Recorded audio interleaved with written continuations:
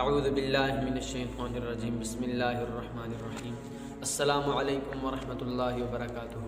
اسلام پیغام امن کے ساتھ میں ہوں حافظ محمد ذیشان فرید۔ آج کی ہماری حکایت کا موضوع جو ہے وہ ہے عاجزی کی انتہا۔ حکایت شروع کرنے سے پہلے میں آپ سامعین کو بتا دینا چاہتا ہوں کہ اگر آپ یا آپ کی فیملی میں سے کسی نے آن لائن قرآن پاک پڑھنا ہو تو ہمارے اس نمبر پر رابطہ کیجیے۔ ہمارے پاس میل اور فیمیل سٹاف موجود ہیں۔ چلیے حکایت شروع کرتے ہیں۔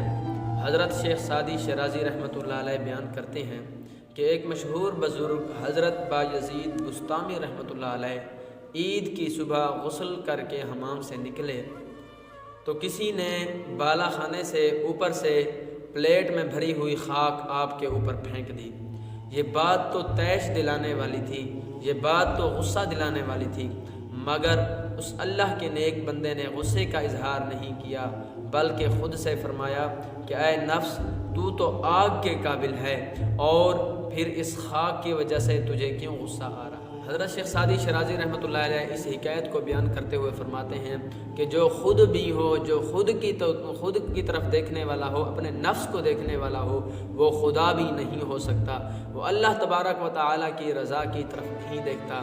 اسی لیے اللہ تبارک و تعالیٰ کے نیک بندے کبھی خود پر متوجہ نہیں ہوتے بلکہ وہ اللہ تبارک و تعالیٰ کی رضا پر متوجہ ہوتے ہیں، اپنے نفس کی طرف نہیں دیکھتے، عاجزی اختیار کرتے ہیں، وہی بلند مرتبے کا حامل ہوتا ہے اور غرور خاک میں ملا دیتا ہے۔ حضرت شیخ سعدی شیرازی رحمۃ اللہ علیہ اس حکایت میں بیان کرتے ہیں ہمیں یہ سبق حاصل کرنا چاہیے کہ کمال ضبط کا مظاہرہ اور بہترین اخلاق سے مزین اللہ تبارک و تعالیٰ کے نیک بندے ہمارے لیے مثال ہیں، اور ہم انہی نیک بندوں کے قدموں پر چل کر ہم اپنی زندگی گزاریں، انہی نیک بندوں کے بتائے ہوئے طریقوں پر چل کر اپنے نفس پر غلبہ پا کر اپنی قوت برداشت ہم بڑھا سکتے ہیں، اور بدلہ لینے کی قدرت کے باوجود بدلہ نہ لینا بڑا کمال ہے۔ امید کرتا ہوں آپ کو یہ ویڈیو پسند آئے گی۔